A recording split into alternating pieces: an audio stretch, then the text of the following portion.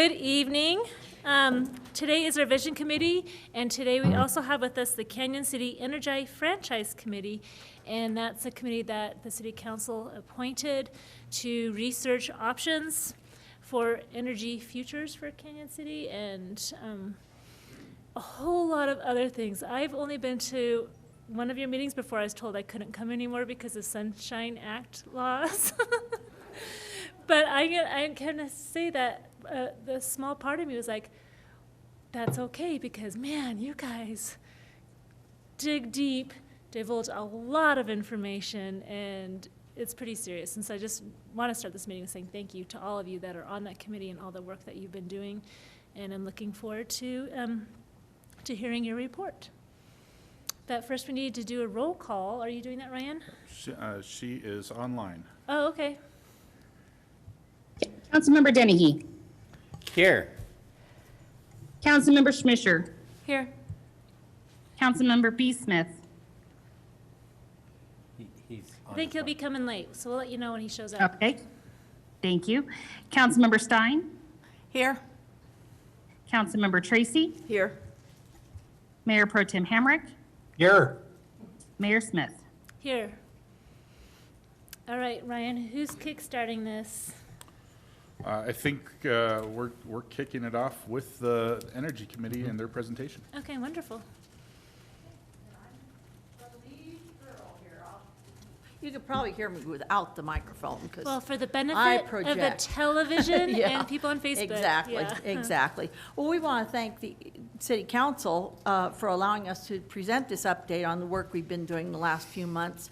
Our mandate under Resolution 6 of 2021 that we look at almost every time we meet states that the City of Canyon City hereby establishes the Canyon City Energy Franchise Committee to review, evaluate, and make recommendations concerning energy options for the City of Canyon City. The committee has met on the second and fourth Monday of each month, 10 a.m. to noon. The first meeting was on June 14th, 2021. During that first meeting, the committee reviewed the committee charter, discussed what questions needed to be answered, and produced the document CCEF questions. The committee has focused on those questions and where to find the answers. In addition to committee members, meetings have been attended by John Vigil of Black Hills, Steve Andrews, consumer energy advocate, and members of the public and other interested parties. For the pause, just a second during the pause, just wanted to make note that Councilmember Smith is here now. Yep, go ahead. Various organizations and individuals made presentations, generally for an hour, including a question and answer period. Each presenter was provided with a copy of the committee charter and a version of CCEF questions. It was decided that we would examine the three main types of electric utilities: investor-owned, rural electric cooperatives, and municipal utilities. The committee felt that we needed to start by looking at public utility regulations regarding investor-owned utilities. The other two types of utilities are not regulated by the PUC. So right off the top, we started out with a report from Gabe Dusenberry, who's public utility staff. And of course, the PUC regulates the investor-owned utilities. The committee reviewed the PUC's 2021 rate study, and that's also referenced in the interim report that we gave you in November of last year. PUC is also conducting a study this year on consumer choice energy. So we had a presentation by Carrie Chris Janer, who is a California consumer advocate on consumer choice energy. In our review of the three different types of utilities, I'm going to start with Black Hills and then move on to the co-ops and the municipal and just tell you who we talked to among those entities. In your interim report in November, there's a lot of information about Black Hills, about the operational and financial information obtained from various sources. John Vigil and staff presented about Black Hills operations And this information prompted more questions, which resulted in a presentation by Dan Stahl about power generation, dispatch, and marketing. And we were also, the committee was invited to take a tour of the PAGS plant, the Pueblo Airport Generating Station, on March 11th, and we did that, and it was very interesting. Black Hills has also submitted a letter to council and the committee dated January 20th of this year.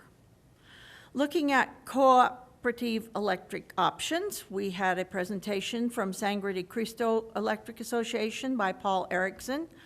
San Isabel was represented by Reg Rudolph. CORE Electric Cooperative gave us information, and CORE, for your information, is formerly IREA.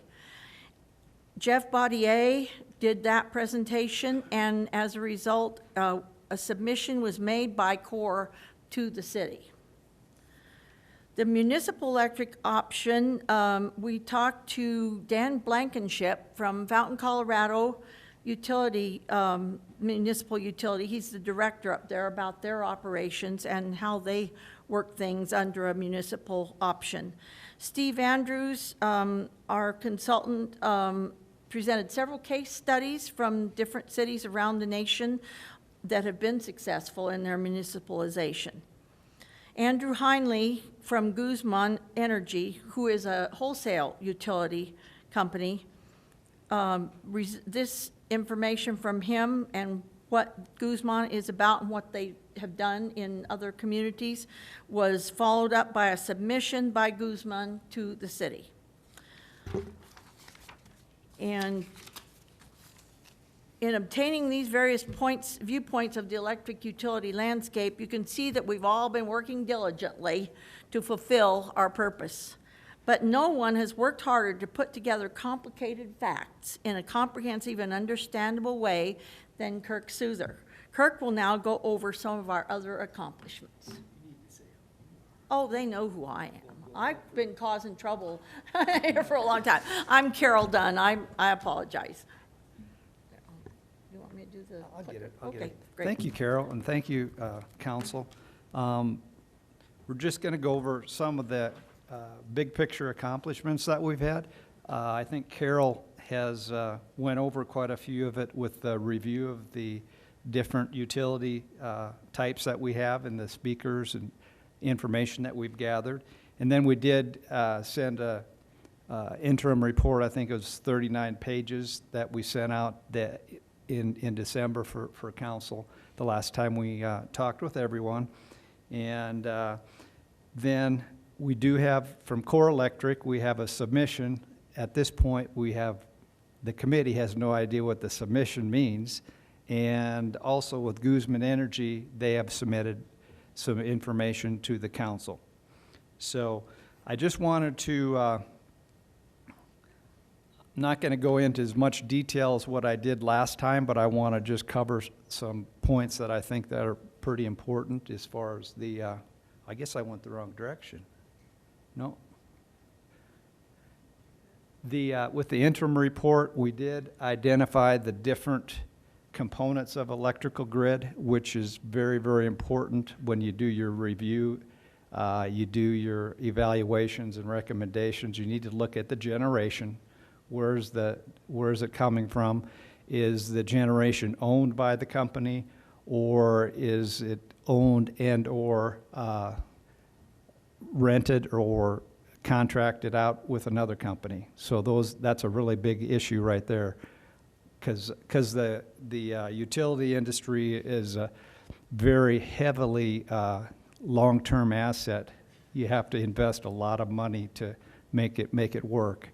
So we did look at the generation, the transmission, how it gets from point A to point B, and then the distribution network, which involves just the wires right in town of how we get the power to each household and each business. Then we also went over the characteristics of investor-owned utilities, co-ops, and municipals. And that's very important to understand just how they function, what their different characteristics are. And we're going to be going over that again here tonight of each three of them, just as a little reminder, because it is very important that you understand how they operate, because that definitely has an impact on the rates that are charged. And I'll give an example of that here in a minute. Like I said, I looked up a lot of information on operational and financial information. I got some of it from the Black Hills staff. Also got some from Black Hills Corporation out of Rapid City. They're the parent company of Black Hills Electric, and their federal forms K-10. And also we got a lot of financial information from Federal Energy Regulatory Commission. It was probably hundreds of pages of financial and operational information that I dug through to get some of the information that was submitted in the interim report.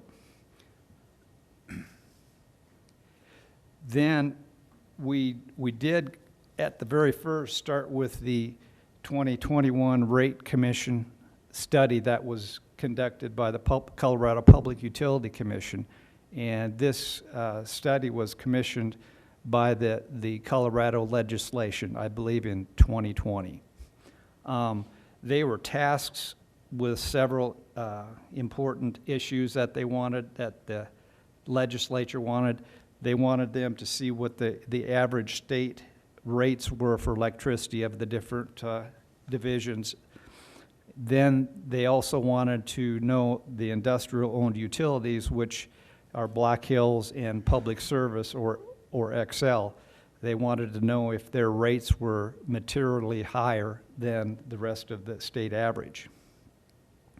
The study did find that the Black Hills residential rates, according to their criteria, were considered materially higher than what the state is. And another thing that the legislature wanted to do was to have them take a look at recommendations for rate relief. I just will mention one example that the staff had for rate reduction. They had an idea for reducing costing of debt. I'm not going to go into it because it's quite complicated. The staff felt that they should have a lower rate of return, and it would have saved us money, but the Public Utility Commission commissioners rejected that from the staff. So that would have had an impact here locally of reducing rates, but because the decisions were made at a political level at the state, we had no say over that.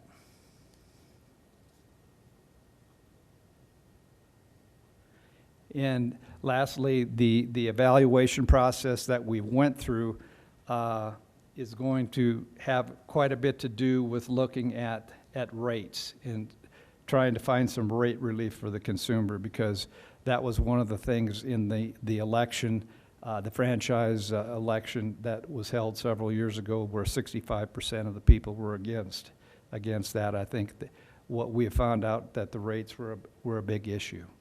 So we're going to be looking at the rates.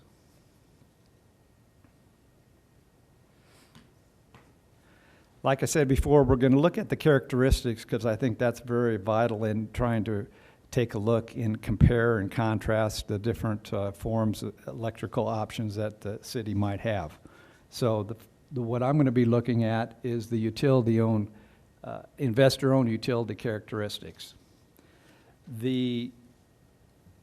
It's a rather unique combination that they have here. They have a corporate parent holding company, which is Black Hills Corporation, which is located in Rapid City, South Dakota. And they also, underneath that, then they'll have 8 utility operating companies. And in essence, Black Hills owns all these companies.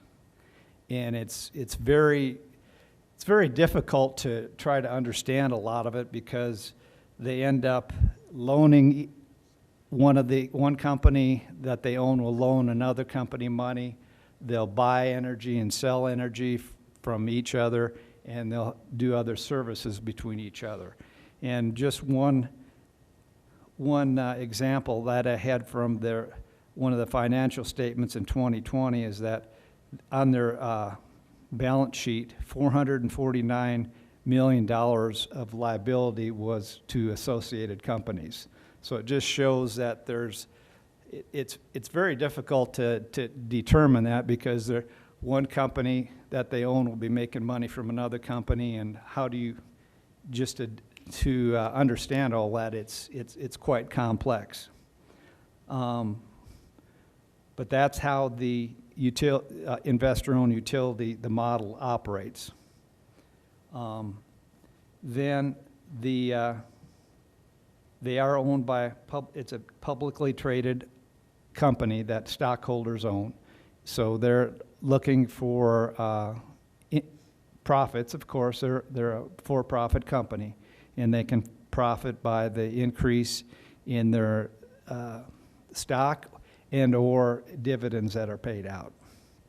And generally, utility companies are considered to be a conservative investment, and they generally pay pretty good pretty good dividends, excuse me. The board of directors who makes all the decisions are elected by the stockholders, and the stockholders could come basically from any place in the world that own the stock of the company. The oversight and the regulation is by the Colorado Public Utility Commission, and rates are approved by the State Public Utility Commission. And with investor-owned utilities, there is an incentive in there as far as to make profit.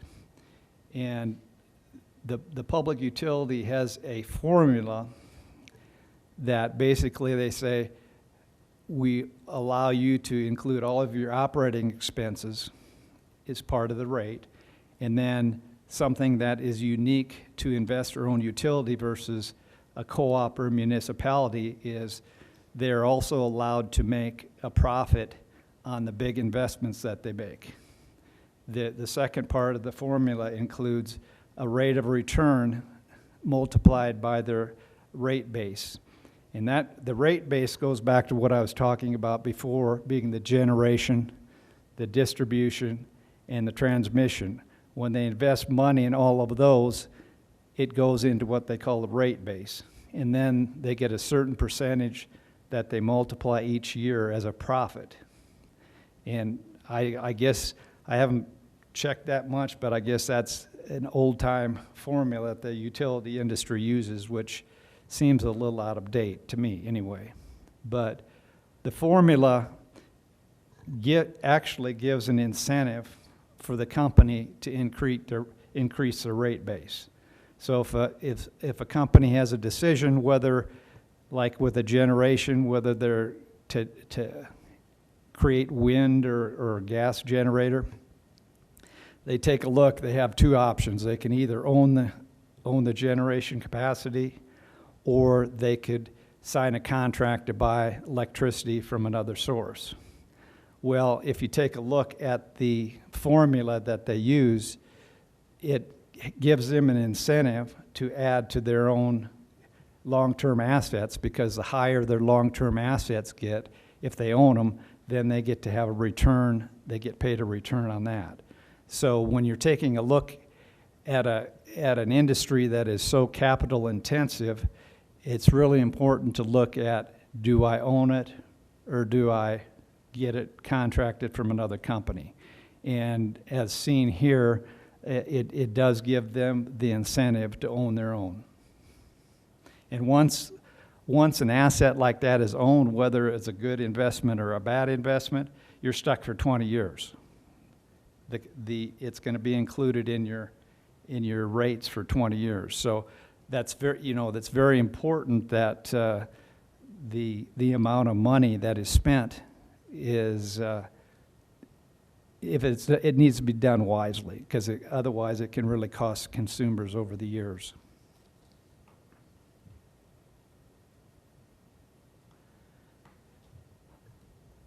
The part of the interim report that I gave, that we gave a little bit earlier, talked about the Public Utility Commission's study rate.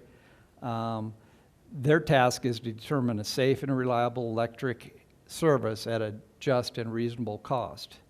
And that's where it gets quite difficult for the Public Utility Commission, that the example I just brought out is at a just and reasonable cost.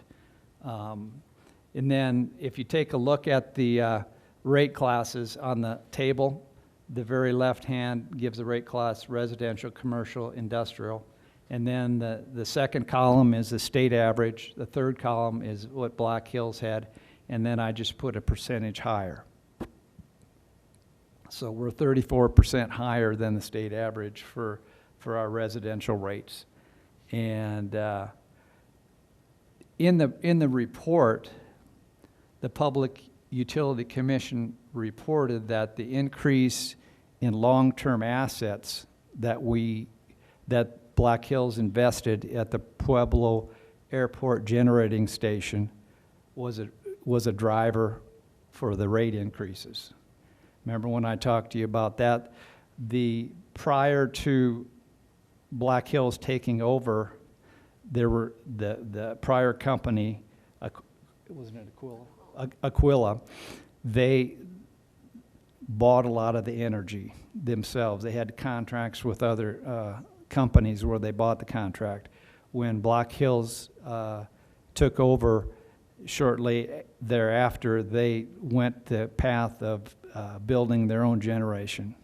And so that in itself, that investment decision caused an increase in the rates. And the public, I'm not telling you that, but that's what the Public Utility Commission said. So I'm just quoting, the third party.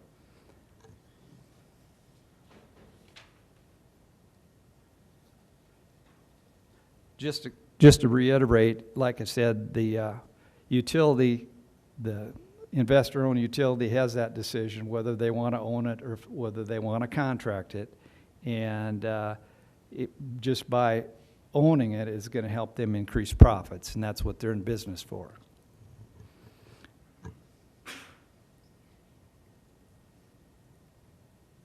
The interim report's proposals, we did do a review of the investor-owned utility characteristics, and we did do a review of Black Hills operation and financial operations that they currently have. In the discussions that we did have with Black Hills, they did not offer any rate relief options for us, because I think at the time when we spoke to you last time, they were about ready to come talk to us, and we didn't really have information to tell you whether they were going to give some options for rate reduction or not. So we have not to this point received any offers for rate reduction. The one thing that they did, one of the major things that they did identify in the letter that they sent to us in the council, was that they were talking about having an election in November of 2022 this year for a franchise and a complementing partnership agreement. I believe that it is the opinion of the franchise committee that I think it's too premature to have some type of a franchise election. So just wanted to bring that point up, that's sort of where the committee stands with that. Then we also have done in the interim study that we included, a review was done on the municipal and the cooperative characteristics that go through and tell you how they operate, because like I said, that's very important to be able to compare and contrast and to make evaluations for recommendations. Like I said, no review has been done for the core proposal or core submission, and no review has been done for the Guzman submission. If and when the committee gets information from those two, we'll be able to do some further work. But at this point, we really don't have any information to go forward with. When we do assuming that we do get that information, we'll be looking at the generation, transmission, and distribution, and comparing and contrasting the different, and then, of course, the rates also will be included with that. So I want to hand it over to Kathy now. Which is fine since he stole most of my thunder, but I'm going to step back and just for a minute to remind, I think what the hardest thing, and I know Brandon brought this up a lot when he was on the committee, is that having voted down the franchise has no influence on rates whatsoever. They are two separate entities, but the franchise locks in the provider to however long that franchise is. But we unfortunately you have no say in what the rates are. Those are determined by the PUC. And the PUC staff is very knowledgeable about utilities. They obviously have a lot of purview over transportation and other things, but they have staff that's directly involved and knows the ins and outs of investor-owned utilities. However, the PUC commission is appointed and approved by the governor and the Senate legislature. So you end up, frankly, getting people that have good intentions, have a lot of info, but maybe don't have the facts that are offered by the staff, or they decide to go against them. And so just putting that into perspective a little bit. I also would say that the advantage, well, not an advantage, there is a limit to the amount of profit that an investor-owned can make. It is set again by the PUC. So they can show all of their infrastructure, they can show all of their operating costs and all this and that, but they still are limited to approximately around 9% right at this moment. So that makes a big difference. So they're not out there making 50% on the money, or yours and my bills, but they are making a profit. And I will also state that from an investor-owned utility perspective, that the more infrastructure you build yourself, that is to the advantage of the stockholders, because that's where their return on owning stock and dividends and things that way come into play. So you basically have that's why when they bought Aquila, they knew that Public Service Company was not going to renew the wholesale contract that they had with them, and they could go out and build their own generating plant, which offered them the rates that we have now. So that's kind of where we're at. I thought I would go over and kind of let you know the characteristics of both a rural cooperative and municipalization, in the sense, and the difference between all three, because that's part of the evaluation, is we're going to have to know the ins and outs and get into the weeds, and they're going to be big weeds as far as trying to decide if and what you want to do going forward. And the rural cooperative, the great thing in this particular case is and I'm just going by the assumption of what CORE would do, is they're going to provide the generation, they're going to provide the transmission, and they're going to provide basically have the employees on the ground to handle the distribution.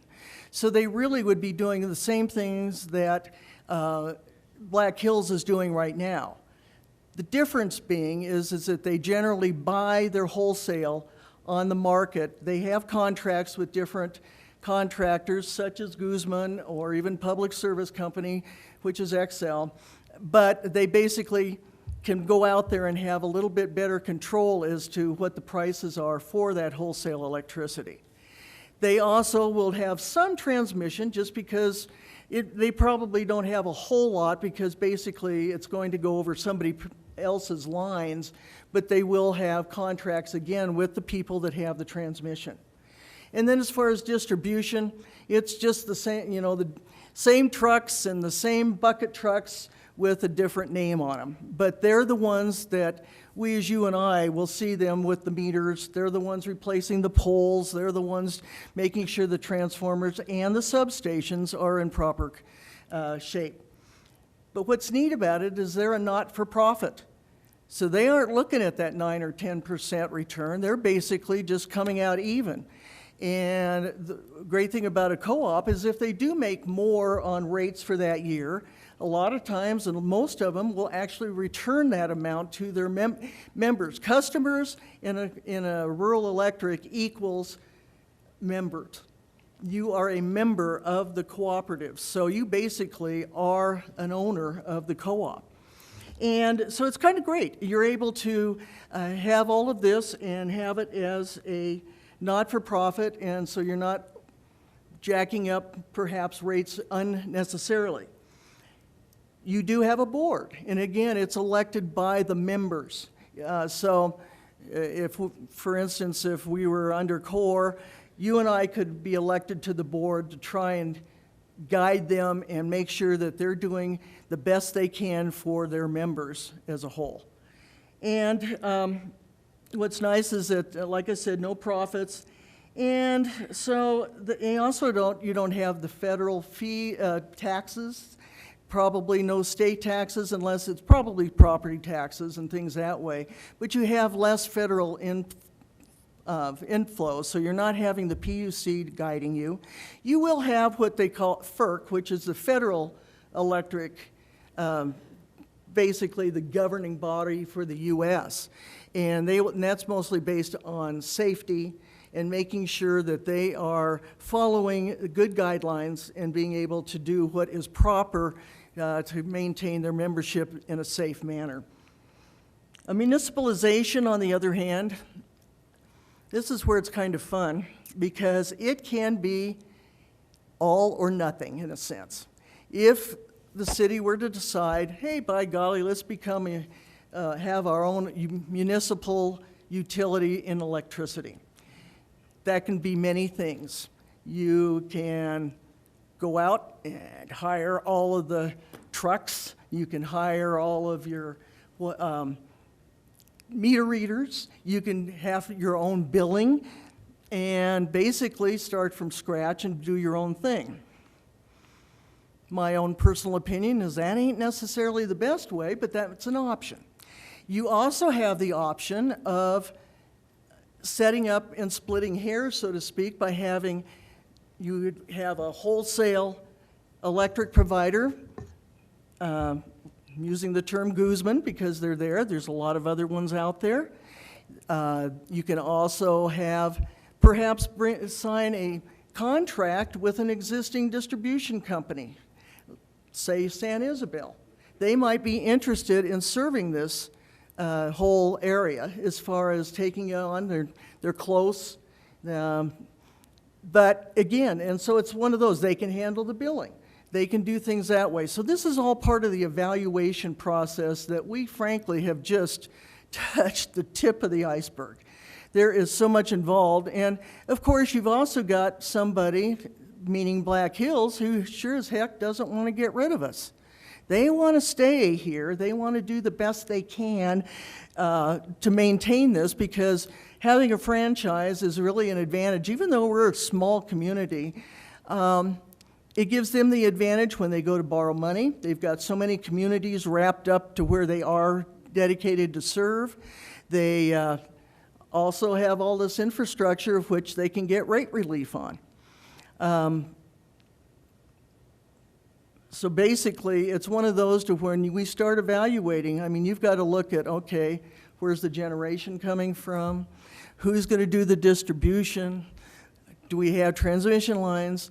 And probably the biggest thing is what, I almost said a bad word, but what the heck does it cost to try and buy out Black Hills? And that, of course, is then when you start looking at partnerships and things that way, are they willing to help you? I mean, if you were looking at a wholesale electric provider, you know, it's going to be to their advantage to have us take them on, but what are they going to give in return?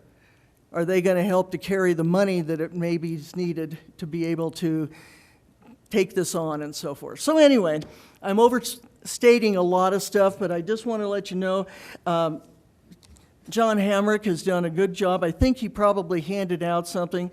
I'm not going to go through all of these pages, but it gives you an estimate as to what the heck we already don't have a clue about, and what we still need to have in order to move forward and be able to make a educated decision.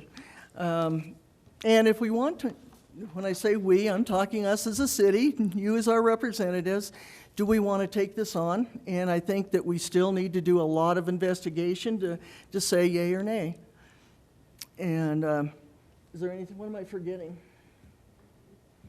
And anyway, I will say that from our perspective, it's not, we feel so left out because we have no clue as far as what the submissions are by both CORE and Guzman.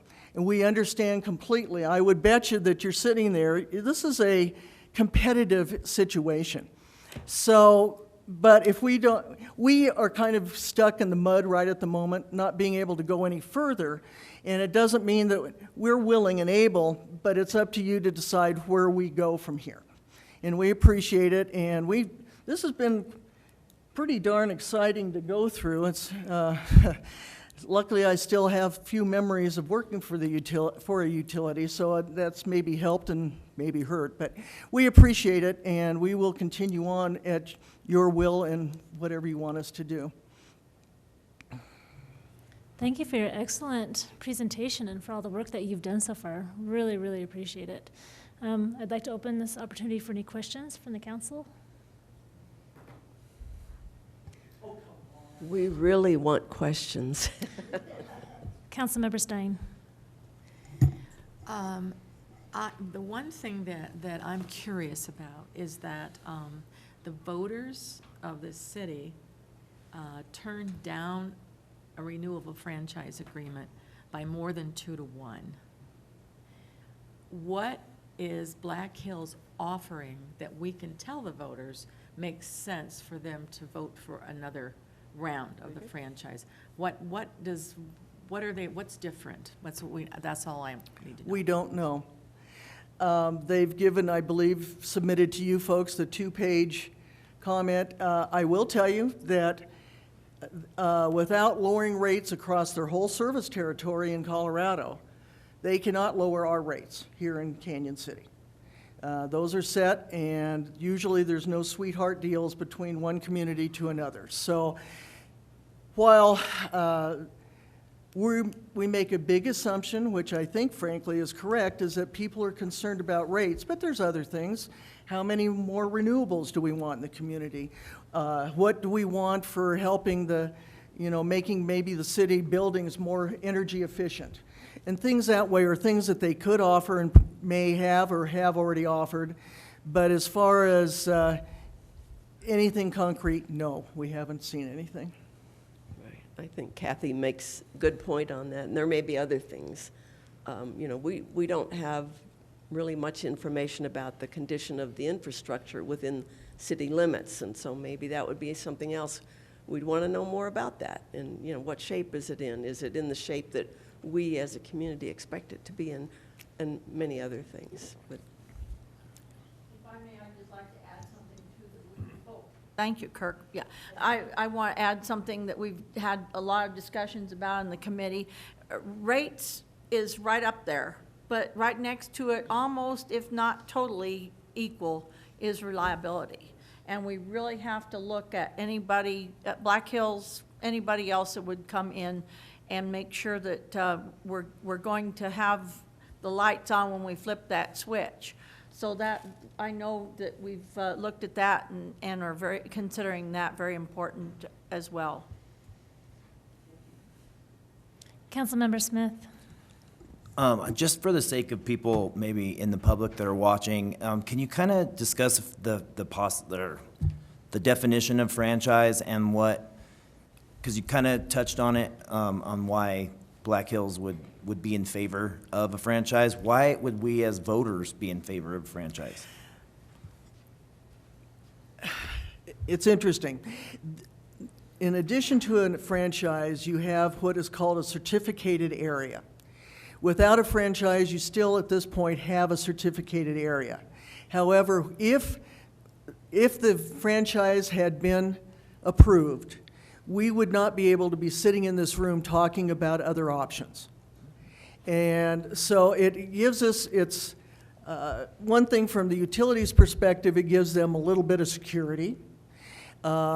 Although, like I mentioned, we're a small cog in their wheel in many respects, it still gives them the security of when they go to Wall Street or whomever to borrow money, that they have this many communities secured and will continue for this many years. Franchise used to be like 20 to 30 years. Trust me, the utilities are finally learning that, no, you better not be demanding that. We're gonna maybe ask for a 10 or a 5-year. So at least it gives them that amount of security. The franchise also gives the utility the right to be in city right away. In other words, they don't have to go out and go from house to house, for instance, to be able to expand their gas or electric service. And so that is another thing that a franchise is. The last one that I worked on, and I think you guys had that copy, it was from Hooper, the town of Hooper, which is smaller than Canyon City and so forth. The Xcel Energy Public Service franchise was like 40-some frickin' pages long, but a lot of it was guarantees that the utility gave to the town that we would or would not do certain things. And that's part of what I'm thinking that Black Hills is saying, is that with agreements, it's anything besides money.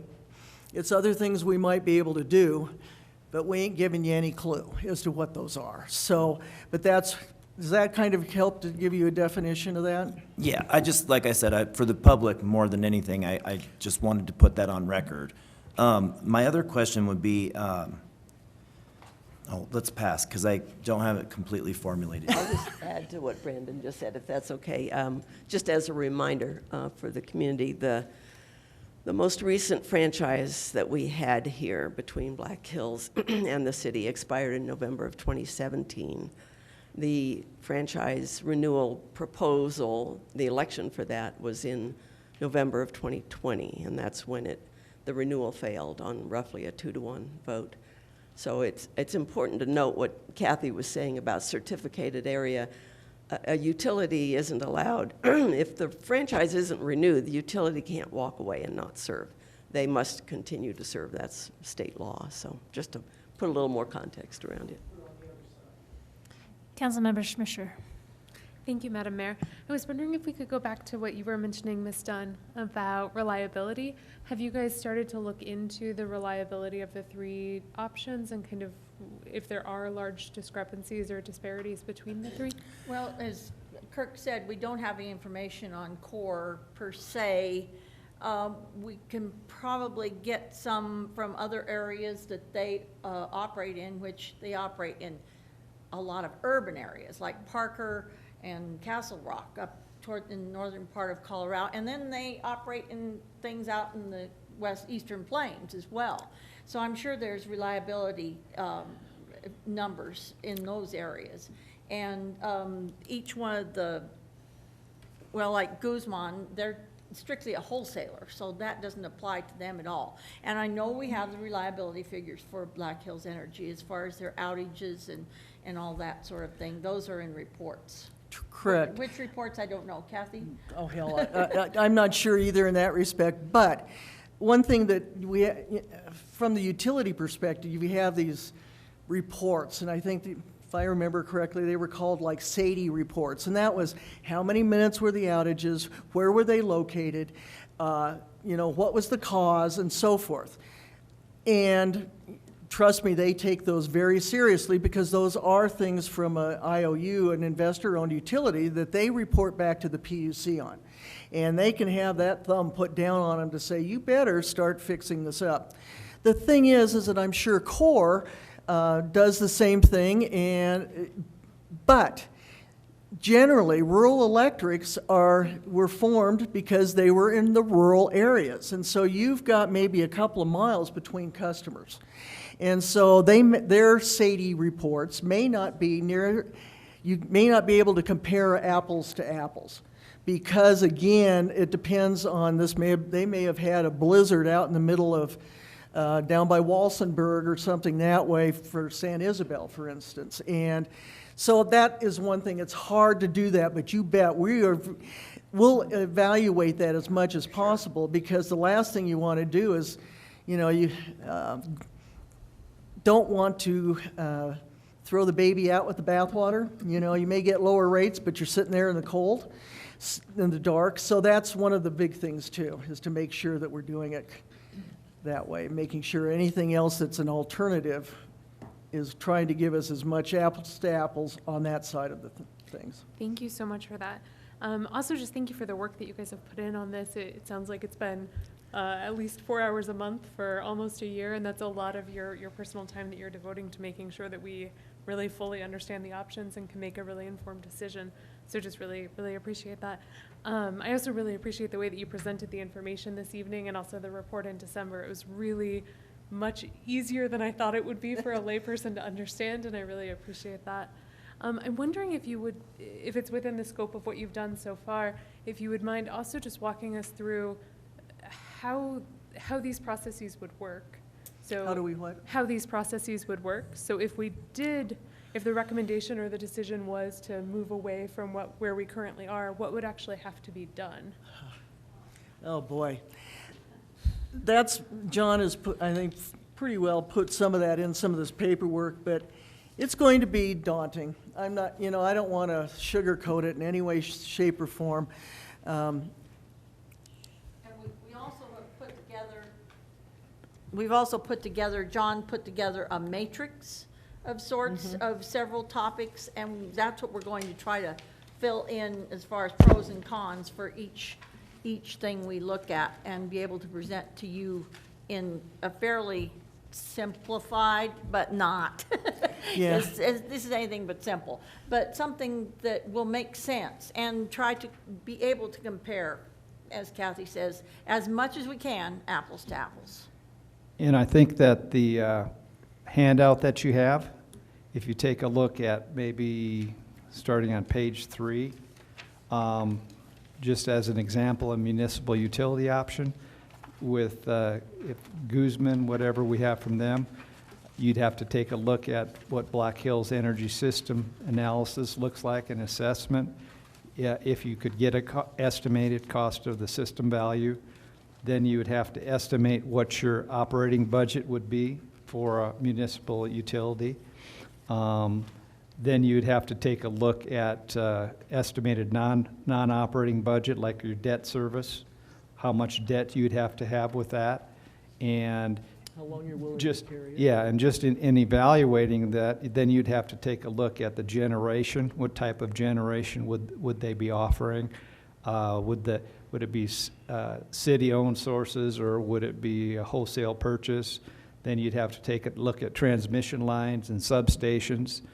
Would the city own it, or would it be contracted? Then you'd look at distribution. What are your expenses for distribution, customer service, administration, general, and customer service? And then you'd have to estimate the rates. Municipal utilities can include a profit. Then how are the acquisitions costs paid for? Who pays and how is it paid? Projected savings that consumers might have. And then it could be very complex to evaluate the acquisition cost for Black Hills Electric if it went that route, because then there'd have to be condemnation proceedings, and then you'd have to get an idea of the physical assets that they have. There's separation or reintegration costs that separating from another municipal, there might be some costs that would have to be paid for. You're going to have transaction costs, which will include underwriting, debt, as well as legal engineering and consulting costs. Then you might have stranded costs, You if, better stop, John, or they're gonna stop that. No, seriously, I'm keep just- going. Seriously, keep But- going. It's a reality. It's- but I mean, Yeah, these are exactly. We're just, talking tens of millions of dollars. Absolutely. And Yeah. tons of, like, when you say condemnation, that's a pretty big deal, It is especially. a big deal. And having been on the outskirts of what XL faced with the city of Boulder, it's not easy. And I mean, I think it's worth continuing though, because I think there's got, again, not knowing what the potential partners are offering in submission statements or whatever. We came to the conclusion not to call them proposals because we have no clue as to what they are proposing, if anything. So we're calling them submissions. So anyway, I think it's the issue is there's still so much to know. And it's like, it's not like you've got a few $1 billion sitting around, and if you did, you'd be buying the Broncos. So what the heck? So you've got to look at where the money is going to come from. Is a partner going to come up and try and say, hey, we will carry this at a very low percentage rate? You as a city also have to decide, how long are you willing to have to pay back this money? Do you want to pay it off quickly so you know, what are the citizens willing to take? You know, you may have to keep the rates at a fairly high rate for a long time, but at the end of that period, you may suddenly see a big cut in rates, and that, I don't see the rates going down too much with what we're in right now.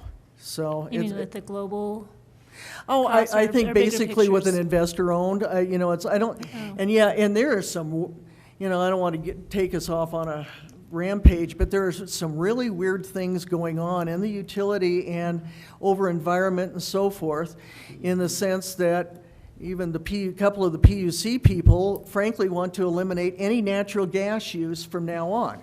So you're going to convert your house to all electric. Well, we are not exactly a high income community. And so it's going to have the biggest impact on low-income people coming down the pack. So I think those are the offset things that we still have to evaluate because of what comes down a few years from now and where do we present ourselves. I'm going to make the generalization that may or may not be true as far as I'll make it an anecdotal. We are probably in the city of Canyon more concerned about the cost that we're paying rather than where it's coming from a renewable solar or wind generation. I'm not saying that's not important, and it really is becoming more affordable, but right now, I would say that we need to make sure that what we're getting meets the goals that we're trying to go for. And I'd like to just add a couple of comments to what Kathy said. The idea of a partnership, I think we don't know what that might look like, but theoretically, if we moved in a different direction, there would be some entity that could assist the city in doing that. Because if they wanted to serve here, they know, I mean, all of these entities, if they're in the business of electricity in Colorado, they know how complex all this is. And so they know it would be hard for the city to make a change. And so a partner would hopefully be in a position to assist the city with that in all kinds of different ways. And I wanted to mention too sorry, that. Emily, but we've had some hands raised. Oh, I from- just have one more sentence Okay. if I could. The city, I don't have it in front of me, but every month the city council members look at bills paid by the city for various items, services, and so forth. And the city itself pays a pretty substantial bill to Black Hills for electricity use. It's in the tens of thousands of dollars range, I believe, if I remember correctly. And so it's, and, you know, and that's taxpayer money that's also. So it's not just individual residents and businesses, it's taxpayer money through the city and the school district and other entities that have electric bills. Thank you. Mayor Pro Tem Hamrick. Thank you, Madam Mayor. I just wanted to throw a couple of things in here. You know, one of the backing up a little bit and looking at the whole undertaking here. You know, why are we looking at this or, you know, considering all these options?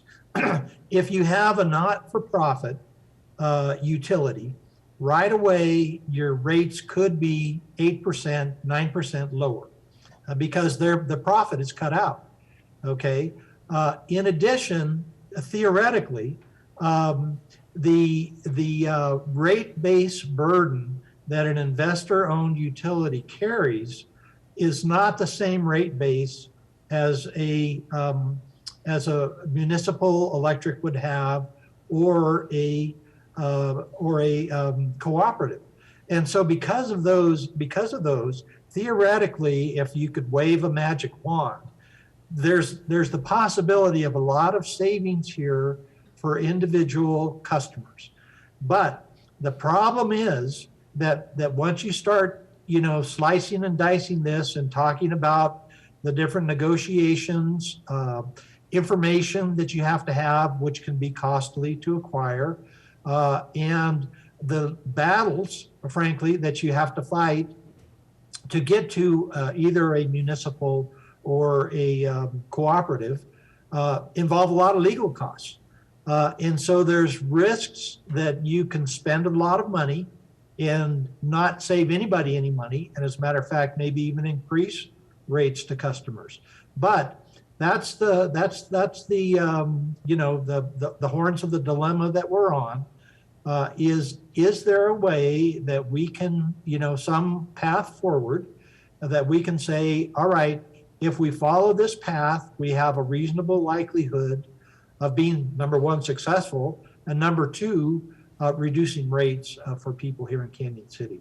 And so I think it's important. And once you start looking, doing the slicing and dicing like we've been talking about here tonight, for instance, the utility has sunk costs. They've already made investments.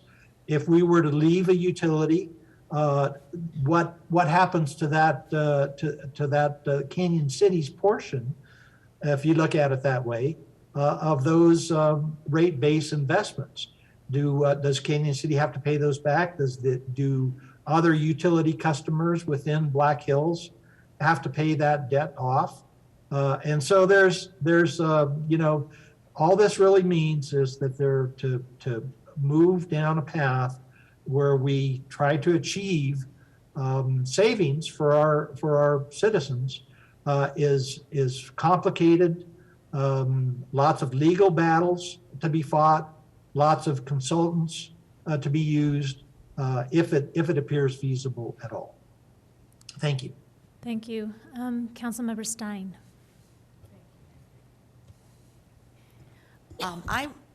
What I would like to ask, and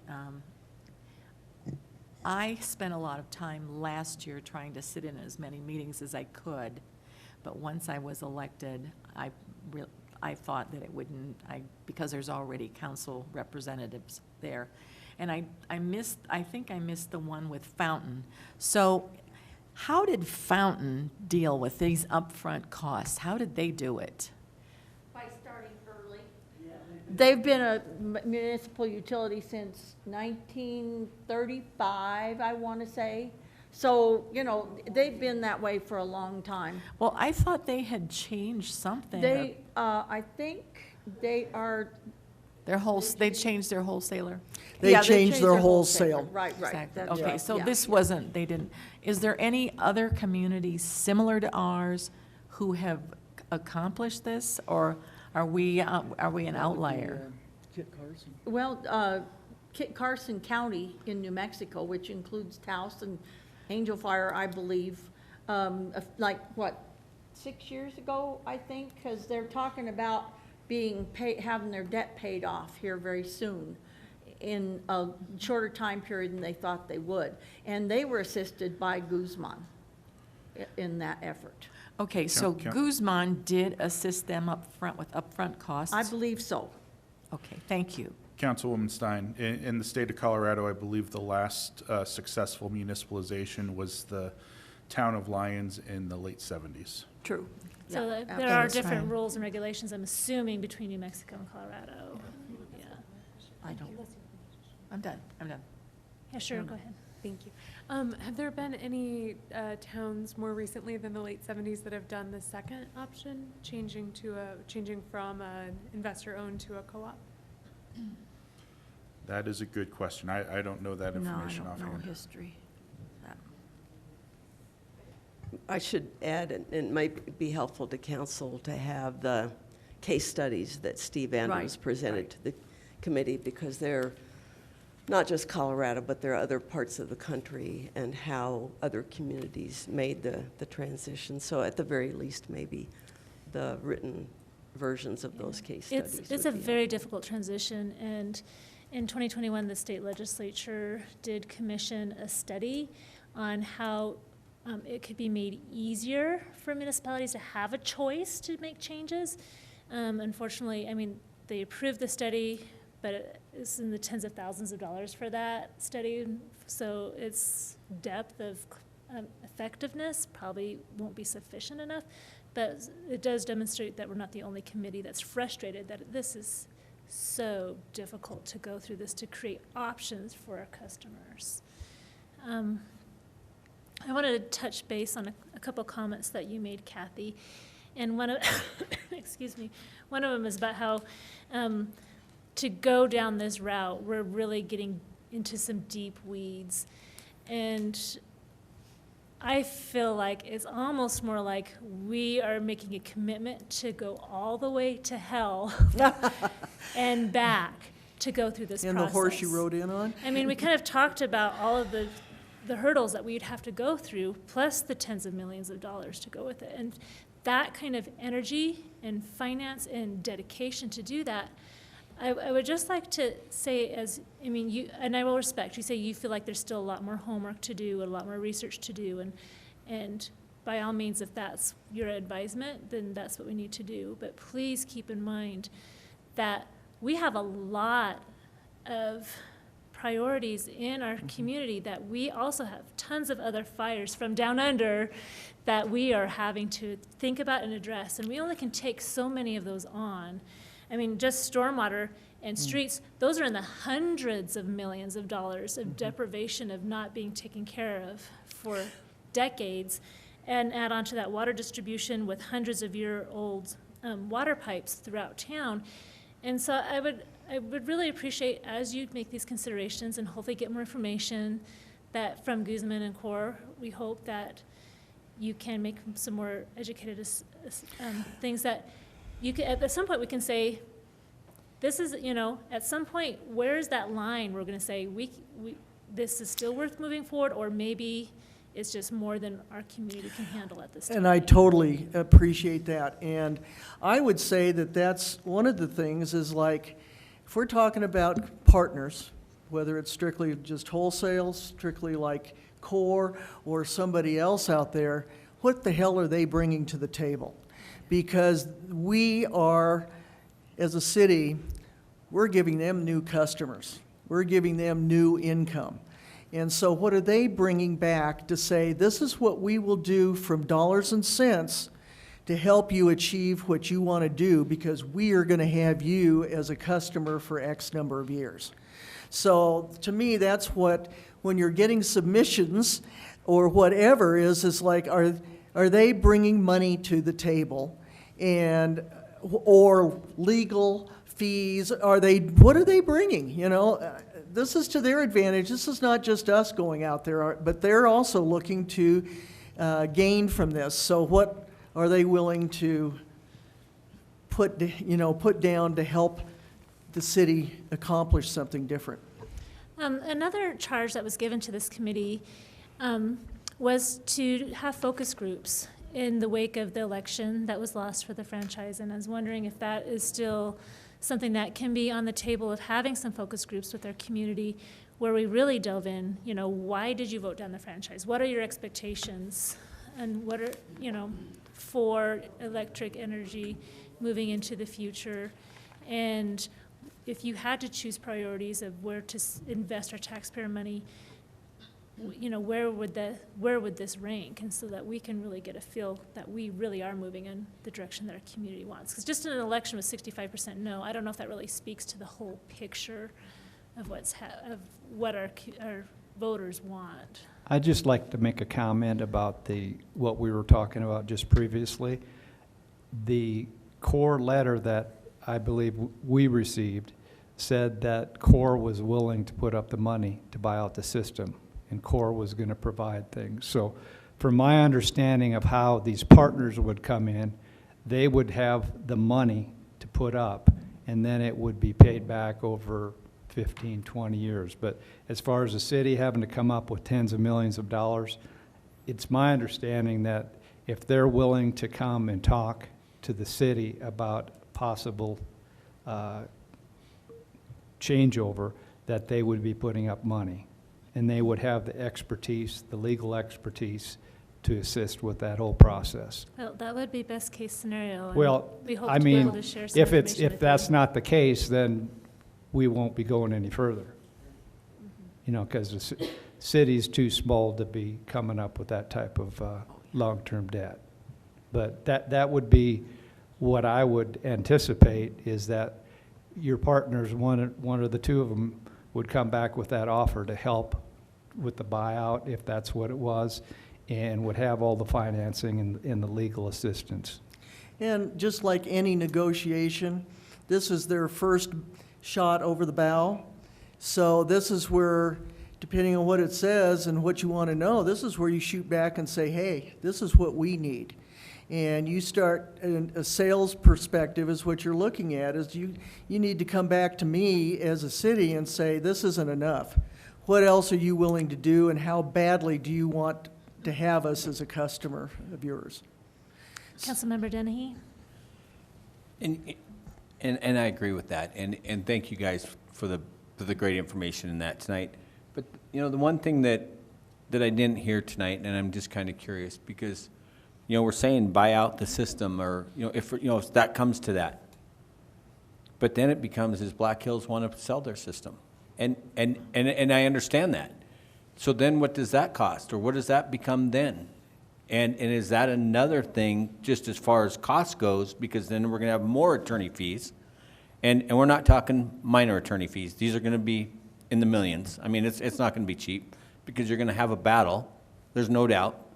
And again, you know, we know what how the vote went, but I don't think when the vote went, I think it kind of, people went, okay, well, Black Hills isn't going to be, you know, we're going to switch. And I don't think, to be honest with you, people understood and I believe that sincerely. People have asked me, hey, how come? It's not an easy thing, and it's going to cost millions. And it is very complicated. But the one thing we also got to know is that Black Hills owns that system. And Black Hills does not have to give that up easily. And nor do I think Black Hills would give that up easily.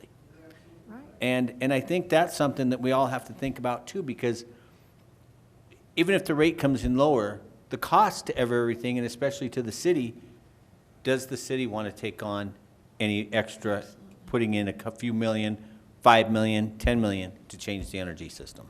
It just becomes another question, just something to bring out. So, Many times I have said during this process that we may come complete circle and come right back and say, Black Hills, we love you, because this is very difficult. And you're right, Black Hills has they've been very clear in saying, no, we do not want to sell our system. We want you as our customer. I have a feeling Mr. Vigil is probably on the Zoom right now, and he has made that very clear, and we understand that. And so, yeah, it does become very contentious, and it'll end up in court if we, undoubtedly. And so you're absolutely right. Those costs, and, from legal fees and just everything else that's attached to it. So it's kind of like, you're right. Do we go the off-ramp right now and say, the heck with this? But I think we owe it to the citizens of this city to at least explore it further without spending a lot of money or any money at this stage, to see continue on to see what our options are. And then at that point, when you can halfway evaluate what the costs are, then make your decision. But I don't think we're there yet. Thank you for your openness on that, Kathy. Well, and just if I can say too, I hope that council will trust us with the information once you get it and it can be presented to us, to have a chance to put these proposals or submissions from other places in our matrix and do some comparisons. And like Kathy says, it may at the end of the day come back to Black Hills as the best alternative.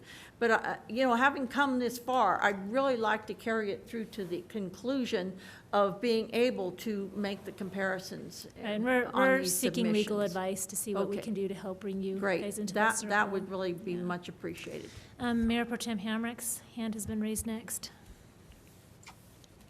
Thank you, Madam Mayor. I just wanted to make sure that Councilmember Schmisler's question was directly answered. The answer is, are there studies out there? Yes, of municipalities that have gone through the municipalization process, both successful ones and ones that were not successful.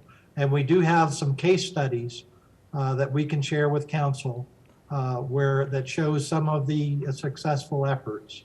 But it is not an easy process at all. Thank you. Thank you. Councilmember Tracy. Thanks.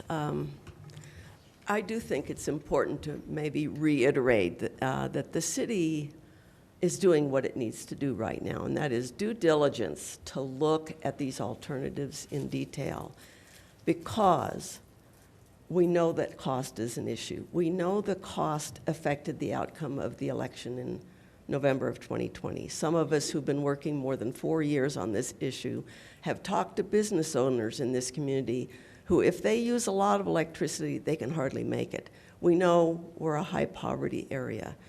We know that this report that just coincidentally the PUC issued in February of 2021 showed that Black Hills residential rates are 34% higher than the statewide average residential rates. They were the only investor-owned utility found to be materially greater in their costs.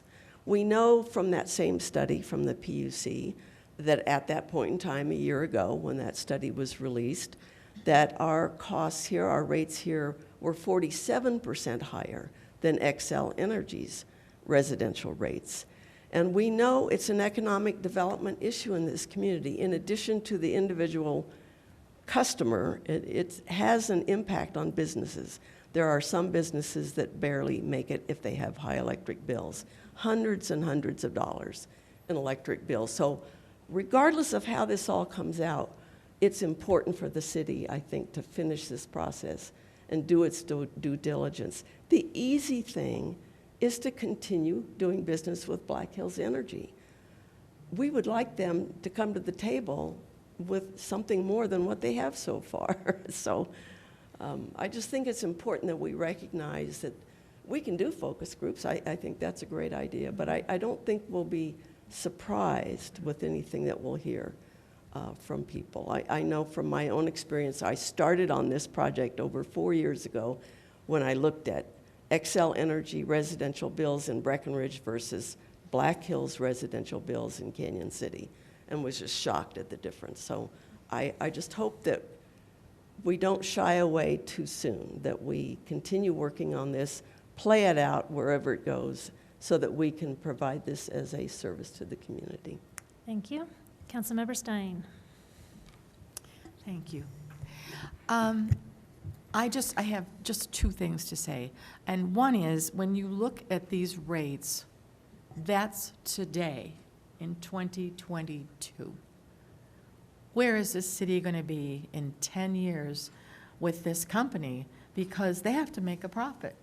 And where will those rates be in 10 years? And then the second thing I have to say is, you talk about the millions that this costs that this community doesn't have. I understand that.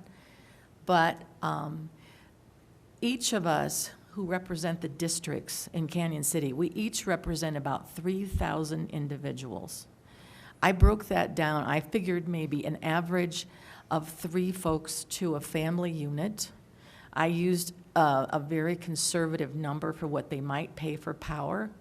And if you look at all of the residents of Canyon City, they pay $1.5 million a year more than the rest of the state that isn't under the thumb of Black Hills.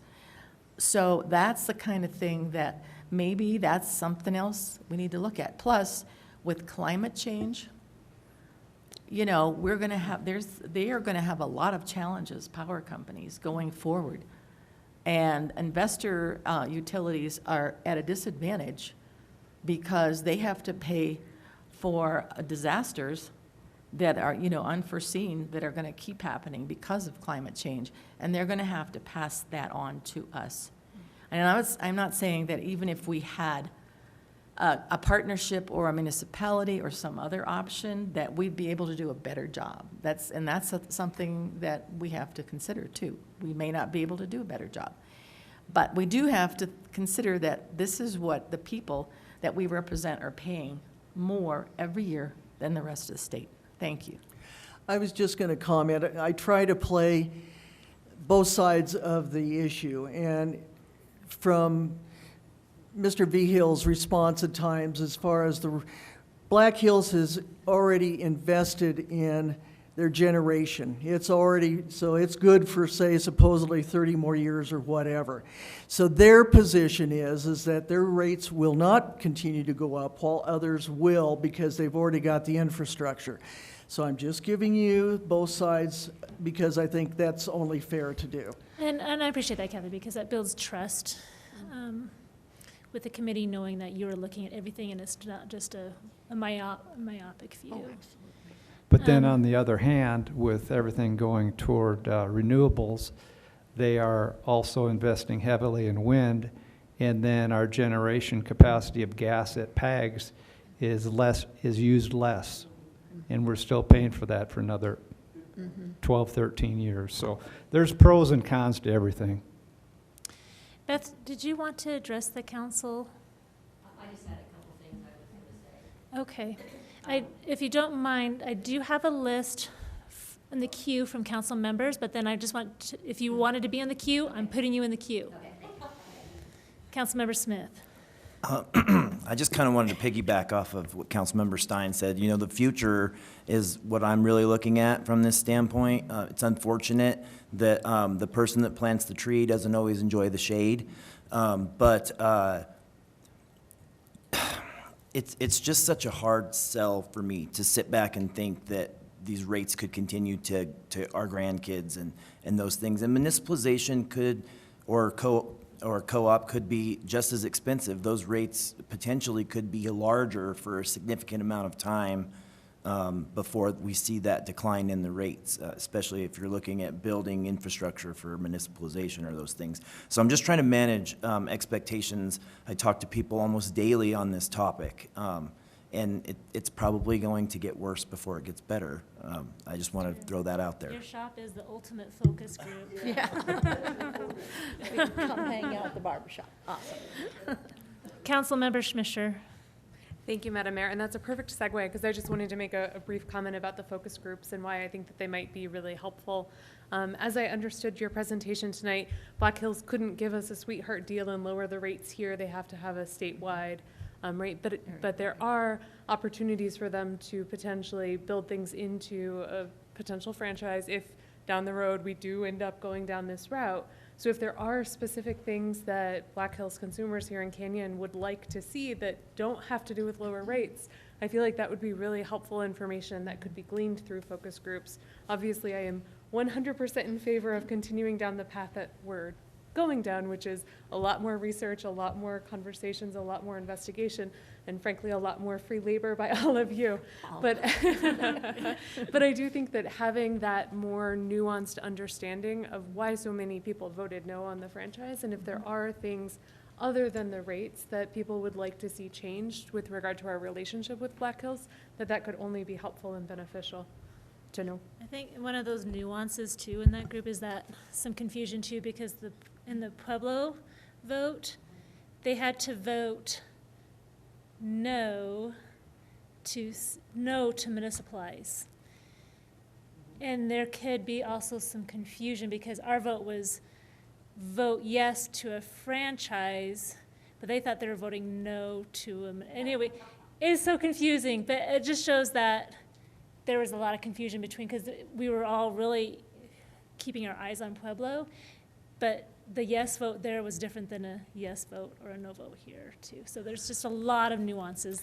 Well, and many I also levels that think go you into may it. be, the average voter, just like you've already mentioned tonight, heck, I worked in the industry for 42 years, and trust me, I still don't even have a clue about a lot of stuff. So I think we have to recognize that when we talk with any type of information to our citizens, we gotta, and I don't mean I'm talking down to them or anything, but you've got to put it in the simplest terms possible, because this is a very complex issue, just as you well know. And so we, anything we put out there for the citizens in the community is that dang well better be pretty darn low text, because we have to make it as simple as possible. And it's not easy to do. Unfortunately, ballot language is its own Yeah. language. What I a know, mess. absolutely.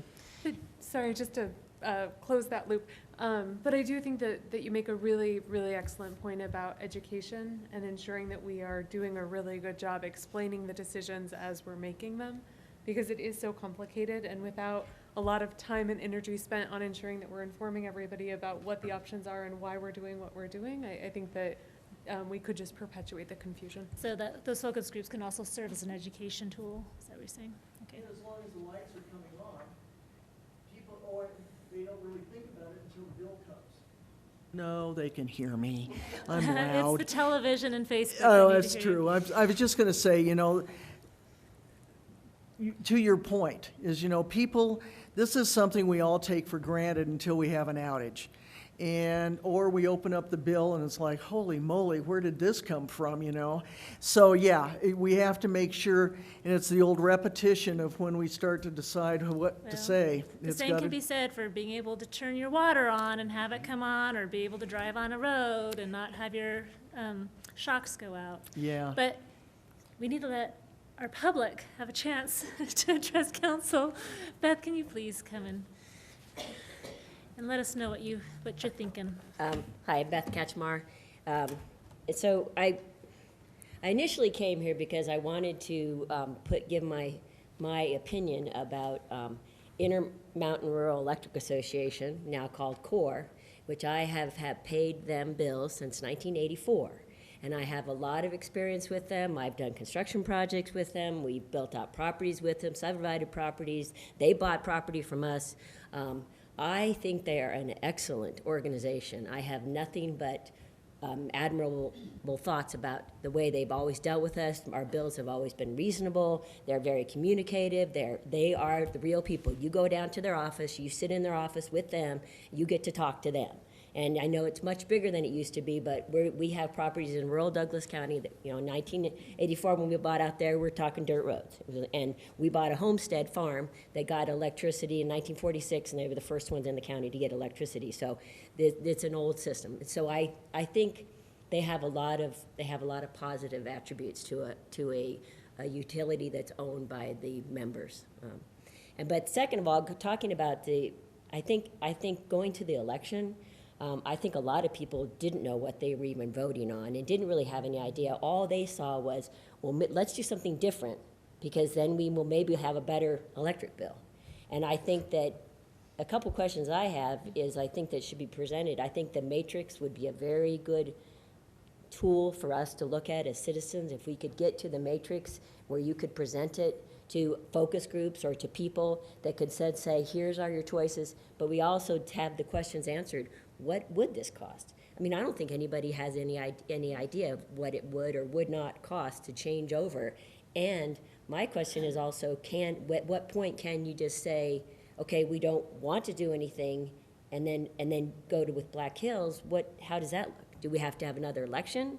Or, so that was some questions I had, because I think that would be, if you didn't present this properly to the community, they're going to wonder why we even went through this whole process. And I don't think anybody has any idea all the work that you guys have done, and it's very admirable, and you guys have done a great job presenting this. We are very fortunate to have some expert people to volunteer their time I agree. for our community. So I just think that's something that we should definitely, I would like to see some more information out there about. Thank you for that feedback. It's well taken.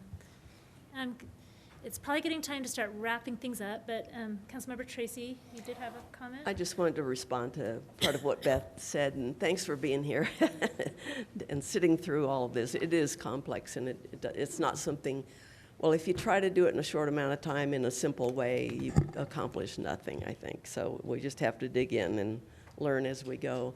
I did want to mention, in regard to your last question, you know, from a community point of view, we can exist without a franchise long-term. It's, at this point, it's the company that wants the franchise renewed. We haven't had a franchise since November of 2017. Some other communities go for years with just decide that they don't want it. So it's kind of a separate decision. It's an agreement between city government and the electric utility provider that might provide some benefits for the community, but it's not legally required, and we don't lose our provider if we don't have one. This is totally on a side note, but I just feel charged to say it. Is that also because of the franchise agreement not being approved, our 3% that the city got, we aren't collecting that anymore, but that is savings to our consumers. So that made me happy for a while until we had that big cold snap and the PUC approved to allow Black Hills to temporarily raise the rates to make up for the extra cost in energy because of that cold snap and because of increased renewable energies or increased natural gas because of global economies the way they are with what's happening in Ukraine. There will be more increases. And so that was a 3% savings for a while, but it didn't last very long. So that was really tough. And that's just the fluidity of this conversation is always going to be changing. I just wanted to add to that the city does still collect the 3% sales tax. So it's not that the revenue completely went away, but it was some relief on bills for a while for that franchise fee to go away. At the end of the day, thank you for your labor. Thank you for that time that you're spending and for being willing to go to hell and back for us on this process and for your advisement. And we'll respect your advisement to keep looking and to keep studying and wish you the best in that and hope that we can continue these conversations and look forward to the next one. All right, we are adjourned.